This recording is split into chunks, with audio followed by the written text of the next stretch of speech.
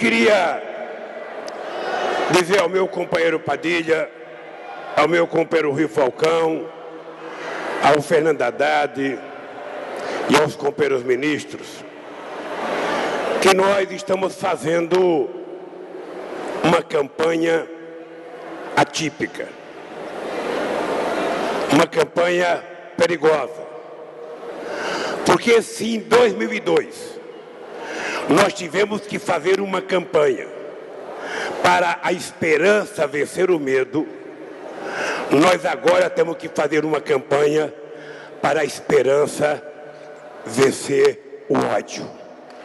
Esta é uma coisa que está colocado na minha cabeça e eu tenho acompanhado o que tem acontecido em vários estados e, sobretudo, o que aconteceu com a presidenta Dilma na abertura da Copa do Mundo. Eu falo de peito aberto e de coração. Eu duvido que uma pessoa que tivesse tido em casa o mínimo de educação tratasse a presidenta com a falta de respeito que uma parte da elite que foi naquele estádio tratou a presidenta Dilma. Eu fui adversário de muitos presidentes neste país. Vocês nunca me viram, em nenhum momento, eu dizer um palavrão contra um presidente da República, mesmo aqueles que nós tínhamos até razão de dizer. E o que é mais grave é que foi utilizados palavrões no setor em que você percebia que ali aquelas pessoas não sabem nem o que é a palavra calo na mão. Porque aquelas pessoas tinham cara de tudo, menos cara de pessoas trabalhadoras deste país. Portanto, nós precisamos estar preparados para saber por que eles nos tratam assim. E essa campanha, Padilha, não será uma simples campanha de quem vai fazer mais metrô, mais ponte, mais médico.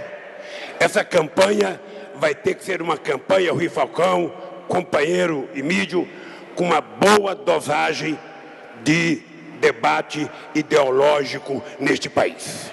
Recolocar as coisas no seu lugar.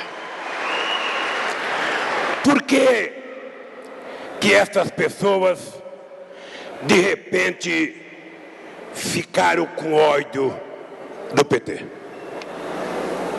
Eu queria pedir desculpas aos companheiros de outros partidos políticos, mas eu queria que a gente compreendesse e entendesse por que de repente essas pessoas passaram a nos tratar como se nós fôssemos, sabe, uma doença muito grave. Como se nós fôssemos um mal para esse país.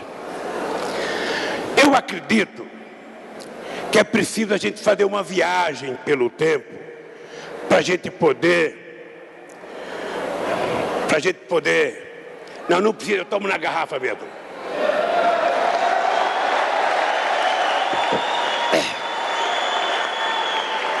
É preciso a gente fazer uma viagem pelo tempo para a gente compreender o que está acontecendo. Quando nós começamos a construir o PT nos anos 80, eles não nos levavam a sério. Eles diziam, é um bando de meninos, um bando de meninas, todos esquerdistas. Na época diziam que a gente vaiava até o hino nacional. E esses meninos não vão longe. Até porque esse partido que eles estão criando não vai dar certo. Isso eles diziam nos anos 80. Esse partido foi crescendo. E quando chega em 1982, nós fomos obrigados a disputar a primeira eleição neste país. Na época não tinha eleição para presidente e nós disputamos a eleição para governo do estado de São Paulo. Nós não elegemos quase ninguém. Era um momento muito difícil porque tinha uma lei chamada Lei Falcão, em que não podia aparecer propaganda na televisão, aparecia apenas a fotografia e o nome e uma pequena legenda. E a legenda do PT parecia mais um prontuário policial do que uma campanha. Porque o que tinha menos anos de cadeia estava condenado a 96 anos de cadeia porque tinha lutado contra o regime militar. Eu lembro perfeitamente disso. Só não estava o nome da Dilma porque ela não era candidata ainda naquele tempo. Pois bem, nós disputamos as eleições, ficamos em quarto lugar. Eu fiquei frustrado porque eu perdi do Montoro, eu perdi do Jânio, perdi do Reinaldo de Barros, que era o candidato, sabe, do PDS naquela época, e ganhei apenas do Roger Ferreira, que era do PDT. Mas nós elegemos então os primeiros prefeitos. E um deles foi a eleição do prefeito de Diadema em 1982. A gente jamais imaginava que fosse possível eleger um metalúrgico, porque o Gilson era da Scania, e um outro metalúrgico de vice, que era o Juraci, que era da Mercedes-Benz. E nós, então, vencemos as eleições. E vencemos em outras cidades do Brasil. Depois de 1988, nós voltamos a eleger outras prefeituras nossas, já algumas capitais. E aí começou a razão pela qual eles começaram a ter mais raiva de nós.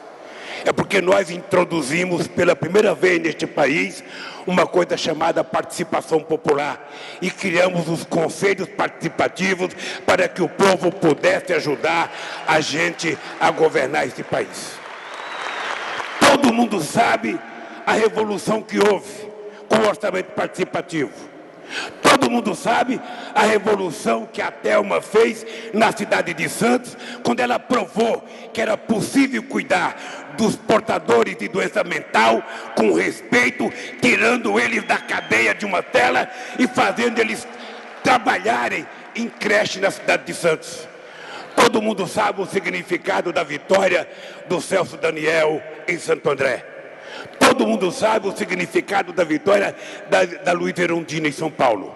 Nós mudamos o padrão de governança neste país. E aos poucos fomos criando uma nova geração de pessoas que aprendiam e ensinavam como é que a gente poderia governar este país de forma diferenciada daquela forma que até então esse país tinha sido governado. Pois bem, quando nós começamos a dar certo, nós demos o primeiro susto neles, que foi a eleição de 1989.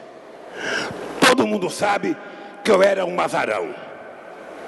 Todo mundo sabe que eu acho que em junho, Padilha, em junho de 1989, eu estava em Manaus, quando foi publicada uma pesquisa de opinião pública, eu tinha caído de 3 para 2,75. Eu não esqueço nunca a raiva que eu fiquei. Eu ia visitar a hidrelétrica de Balbina.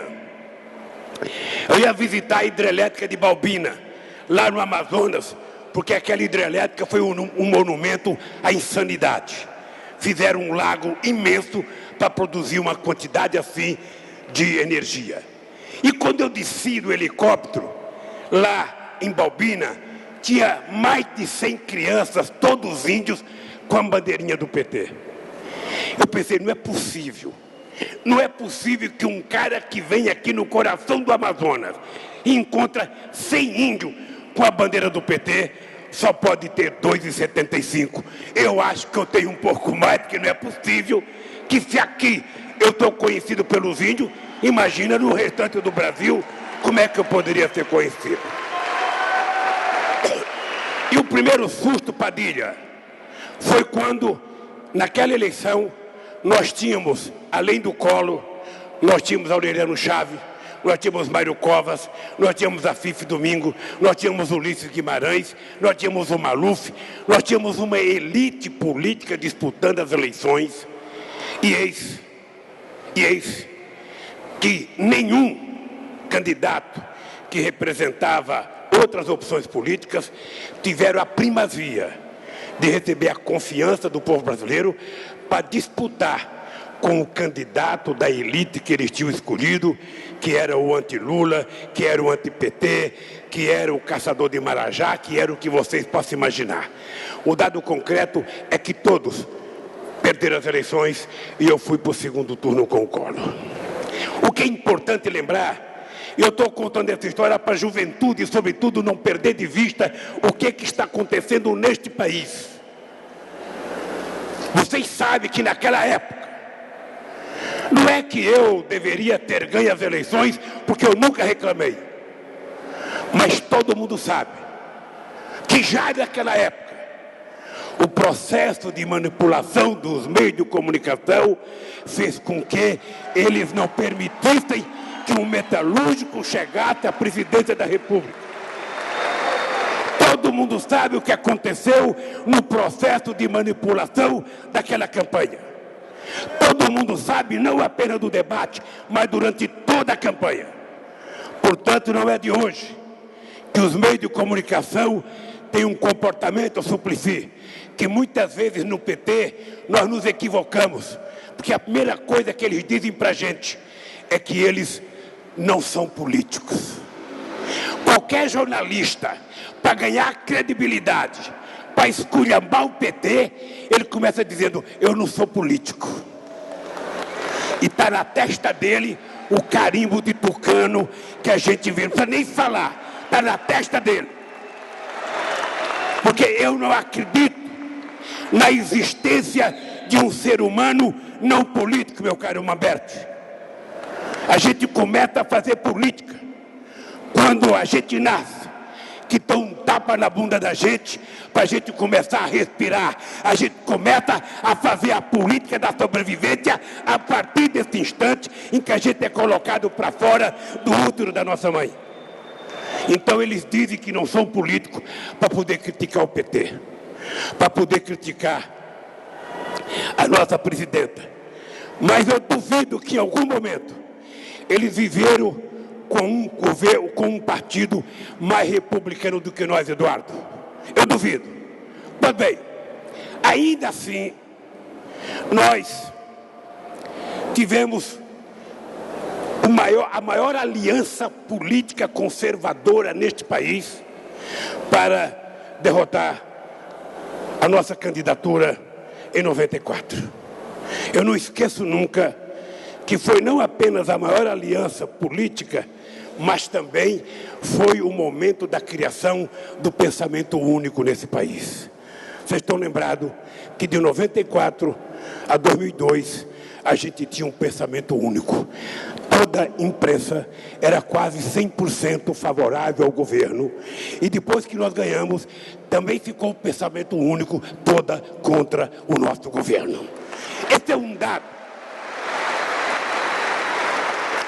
Pois bem,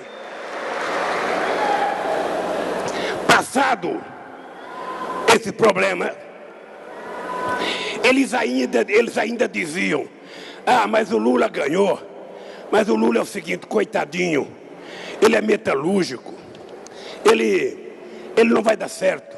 Vamos deixar ele ganhar, porque ele vai ficar 4 anos. Daqui 4 anos vai ser um fracasso. E daqui 4 anos nós voltamos com todas as pompas e ainda poderiam dizer: olha, nós temos pena do coitado dos metalúrgicos, porque ele se elegeu, mas ele não estava preparado.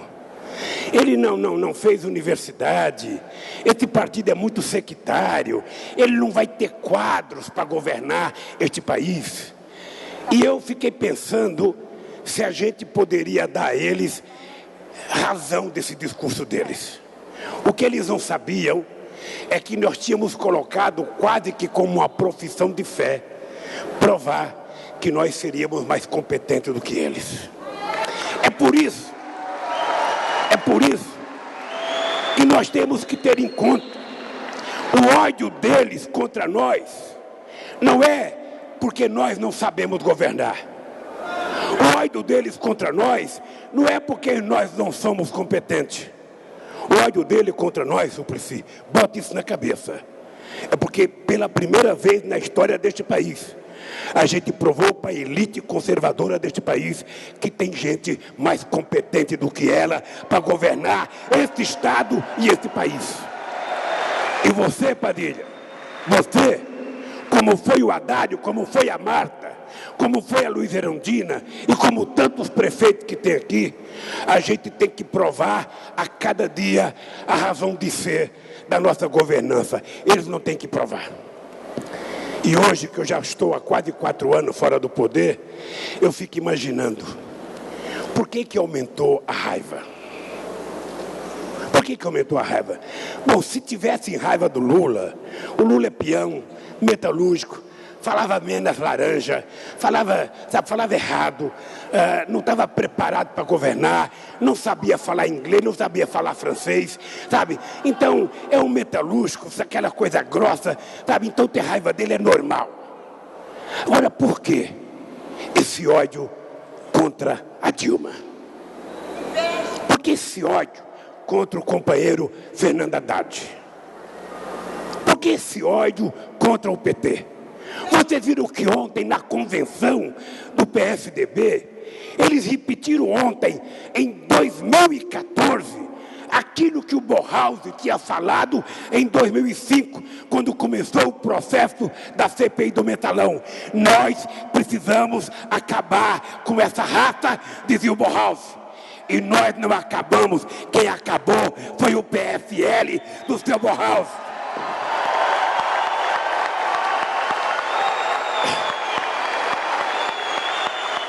Agora, ontem o candidato da presidenta Dilma dizia: vai ter um tsunami que vai varrer o PT do Brasil. Ora, por que eles não colocam o tsunami para trazer água de volta no sistema Cantareira, que seria muito mais fácil e estaria ao alcance deles? O que incomoda tantos eles nesse momento, Haddad? O que incomoda é o fato. Eu vou dizer uma coisa para vocês aqui. Eu sei que tem muita gente do PT que fica um pouco agoniada com essa coisa de corrupção. Eu sei que isso incomoda. Incomoda todo mundo. Agora, gente, eu vou dizer uma coisa para vocês. É bom vocês começarem a entrar na internet. E pode pesquisar todos os governos. Se quiserem pegar de Juscelino, pode pegar. Se quiser pegar de Getúlio, pode pegar. Se quiser pegar dos militares, pode pegar. Se quiser pegar do Fernando Henrique Cardoso, pode pegar. Eu duvido que todos eles juntos criaram metade dos mecanismos que eu criei para combater a corrupção neste país.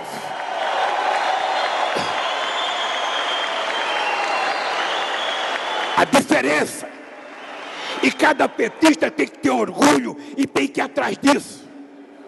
A diferença é que nós tiramos o tapete da sala. Eles jogavam tudo para debaixo do tapete. E a gente resolveu dizer o seguinte: corrupção é contra qualquer simbolismo de ética neste país. Só tem um jeito das pessoas não serem punidas: é as pessoas não serem corruptas. Isso vale para o corrupto e para o corruptor. E fomos nós que fizemos isso. Cada decreto, cada lei. Perguntem para o diretor da Polícia Federal. Pergunte. Aliás, eu acho que os nossos deputados, que eu estou vendo muita gente aqui, os nossos deputados poderiam fazer um requerimento ao presidente do Tribunal de Contas da União para que ele diga se tem corrupção ou não na Copa do Mundo. Porque tem um ministro designado para cuidar da corrupção. E até agora esse ministro não se pronunciou. Eu trouxe ele para uma conversa comigo. Ele falou que não tem. Eu falei, se não tem, por que não fala? Ah, porque não é meu papel. O papel é só acusar. Defender não é o papel de muita gente. A Controladoria Geral da República também tem 2 decretos meus, feitos em 15 de dezembro de 2009, dizendo que cabe à Controladoria fiscalizar em tempo real cada centavo do governo federal destinado à Copa do Mundo e às Olimpíadas. Faço um requerimento para eles, companheiro Suplicy, para que ele diga se tem denúncia de corrupção e, se tiver, dizer quem é o corrupto e aonde ela foi feita. Nós não podemos ficar quietos.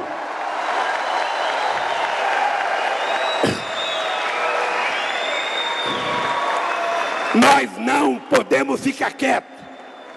Pergunto para o diretor da Polícia Federal.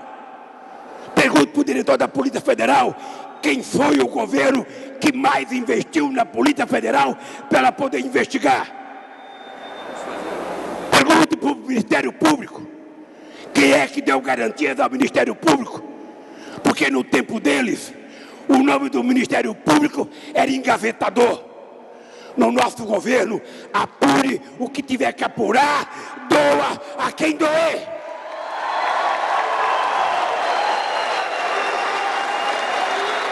Boa. E esse é um debate que eu sei que deixa muita gente com vergonha. Deixa muita gente com vergonha. Ainda ontem, na convenção deles, eu vi o ex-presidente falar com a maior disfarçatez: é preciso acabar com a corrupção. Ele devia dizer quem é que estabeleceu a promiscuidade entre o Poder Executivo e o Congresso Nacional, quando ele começou a comprar voto para ser aprovada a reeleição em 1996.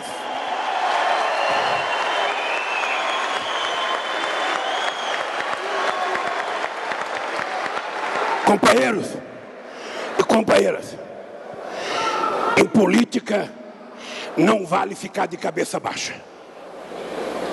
Em política não vale ficar de cabeça baixa. Nós temos que levantar a cabeça. Se a gente perceber que algum companheiro errou, esse companheiro tem que ser punido por nós. Porque é como a mãe faz com o filho. É como os pais fazem com o filho dentro de casa. Agora, o que eles têm bronca de nós? Eles estão querendo fazer conosco o que já fizeram com Getúlio até levá-lo à morte. O que já fizeram com Juscelino, que agora é todo bonitão para eles. Mas eles diziam naquela época: Juscelino não pode ser candidato. Se for candidato, não pode ganhar. E se ganhar, não pode governar. Depois tiraram o João Goulart. E tentaram me tirar em 2005. Quando eu disse para eles: se quiserem me tirar, vão ter que debater na rua para vocês conhecerem o que é o povo brasileiro de verdade.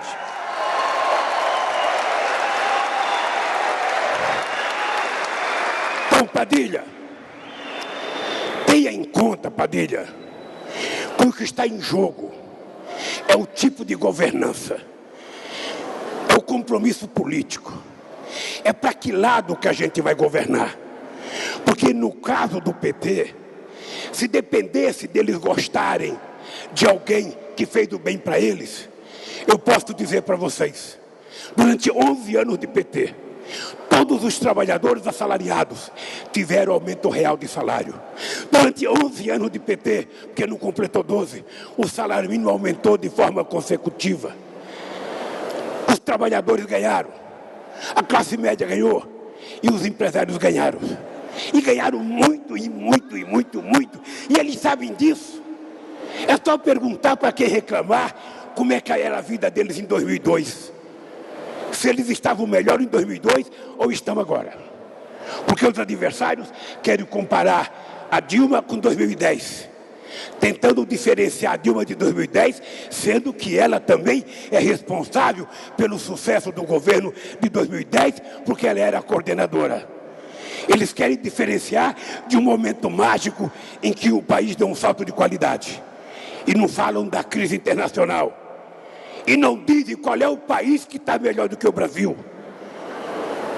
Que o mundo rico, que eles tanto olham para poder criticar o Brasil, desde 2008, mandou embora 62 milhões de trabalhadores que perderam emprego. E neste país, nós geramos 10 milhões de empregos formais aqui neste país. Bom, companheiros, o que incomoda, na verdade, é eles perceberem que uma camada da sociedade que não participava de nada neste país começou a participar. E eu sei que não todos, mas algumas pessoas se incomodam com o pobre entrando em restaurante. Algumas pessoas se incomodam com o pobre passeando no Parque do Ibirapuera. Algumas pessoas se incomodam de ver o teatro, por causa que, sabe, nós criamos o Vale Cultura e permite ao pobre a ir no teatro, Mamberte. Eu sei que muita gente se incomoda de ver pobre andando de avião. Era 36, agora são 113 milhões de pessoas andando de avião para lá e para cá. E se incomoda.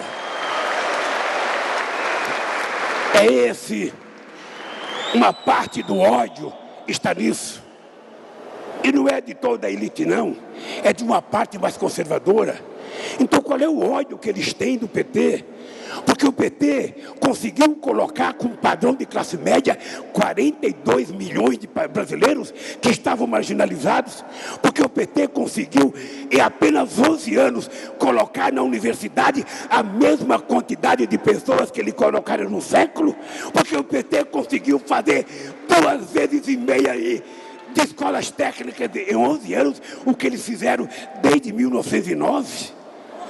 Hoje a gente incomoda aprovar as cotas para negros estudar na universidade, incomoda. Hoje, gente, não era normal este país ver um filho de pedreiro sendo engenheiro. Não era normal neste país ver a filha de uma empregada doméstica estudando medicina. Não era normal ver um filho de jardineiro de cemitério sendo diplomata. Eles nasceram tendo certeza de que os filhos deles teriam privilégios, iriam fazer pós-graduação no exterior.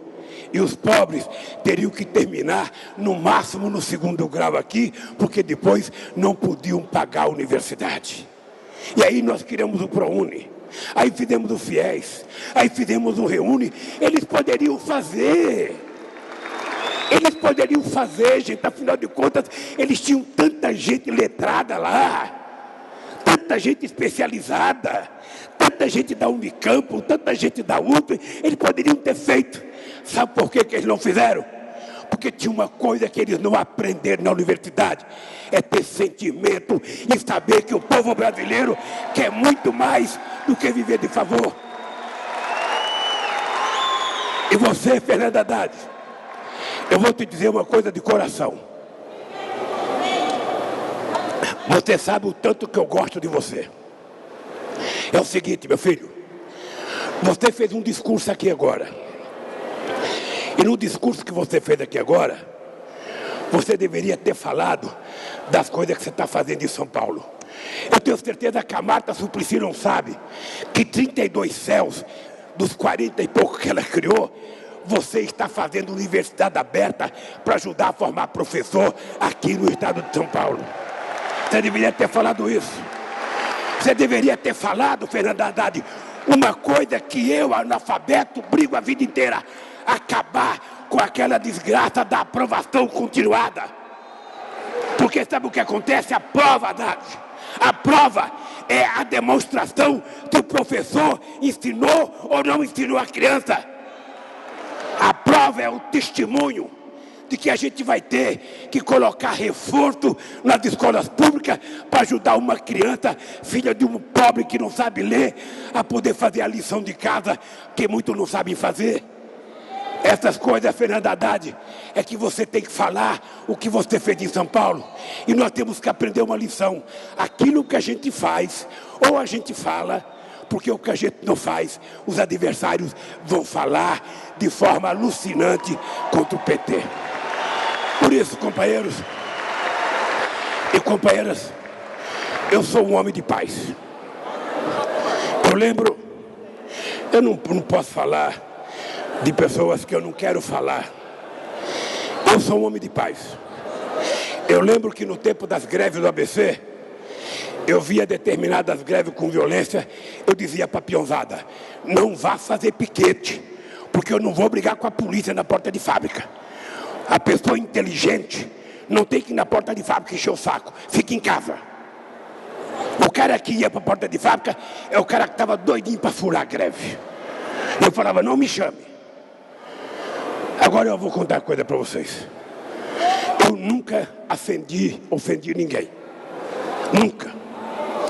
Eu sou filho de mãe e pai analfabeto. Nasceram e morreram do jeito que nasceram, sem aprender a fazer um álcool com copo. Entretanto, você tem uma coisa que eles me deram, foi educação. Foi educação. Foi respeito. Foi saber tratar os outros com a decência.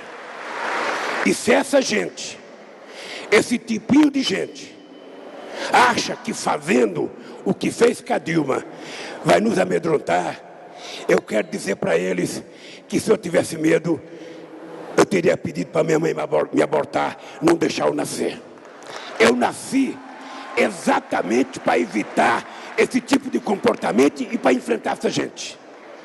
Vai incomodar? Vai.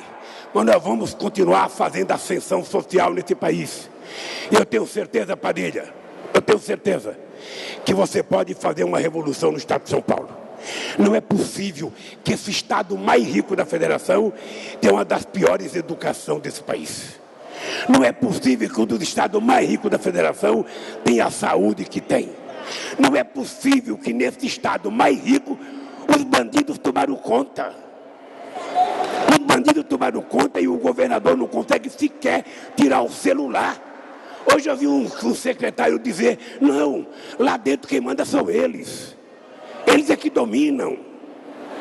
Padilha, eu vou dizer uma coisa para você. Mais do que você querer ser candidato a governador, somos nós que moramos em São Paulo, que precisamos de você para ver se a gente conserta definitivamente esse estado mais rico da federação. Então, gente, a resposta que a gente tem que dar para eles não é a resposta do ódio. É a resposta de quem está com tranquilidade. De quem sabe o que está fazendo. E cada militante tem que saber do seguinte: vocês vão ser provocados na rua. Vocês vão ser provocados na rua. A gente precisa mostrar. Eu nem falo da internet, porque a grosseria está de tal ordem, o baixo nível está de dar ordem, que você sabe que nós fomos investigar aqueles caras que falaram que meu filho era dono da Friboi, aqueles caras que falaram que meu filho tinha um avião de 50 milhões. Você sabe que nós fomos atrás, Fernando, conseguimos detectar 10 pessoas. Um deles, que mora em São Miguel Paulista, a primeira coisa que ele falou assim, não, eu não quero mal ao filho do Lula, eu sempre votei no Lula, é que eu passei para frente. Porque a internet é uma revolução para todos nós, mas ela também pode ser para o bem e pode ser para o mal. Você imagina que antes, um canalha, para falar mal de uma pessoa, ele tinha que correr risco, porque ele tinha que estar na mesa de um bar, ele tinha que falar para outra pessoa, e a outra pessoa poderia discordar.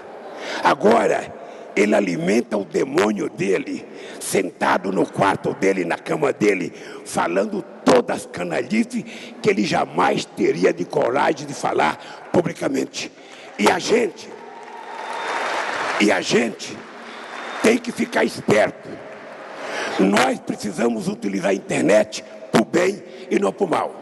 E eu sei que parte disso é coisa organizada pelos tucanos. Os tucanos não brincam. Ninguém tem aquele bico grande à toa, gente. Ninguém tem aquele bico daquele tamanho à toa. Então tucano não é coisa boa. É importante a gente ter clareza. A gente tem que voltar a ter orgulho da nossa bandeira. A gente tem que voltar a andar com a nossa camiseta. E a gente tem que ter coragem de fazer o debate. Qualquer que seja o assunto, nós temos que debater. Porque nós temos legado.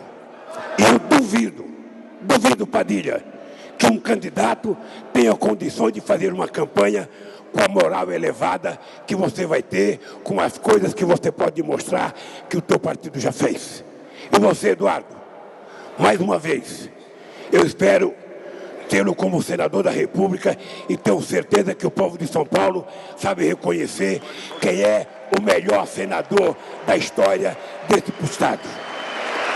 Por isso, queridos e queridas, a única coisa que eu posso oferecer ao Padilha, a única coisa que eu posso oferecer aos nossos deputados estaduais, deputados federais, a única coisa que eu posso oferecer ao Suplicy é o seguinte: é o meu apoio, é a minha dedicação.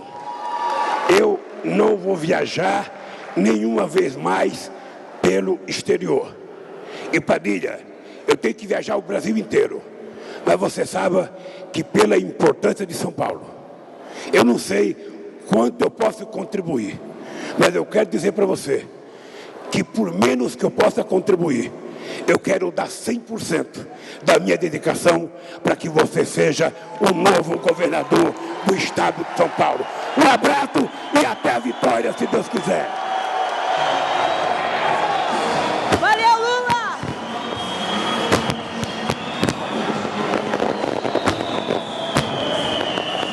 Obrigado! Obrigado, presidente Lula! Obrigado, candidatas e candidatos!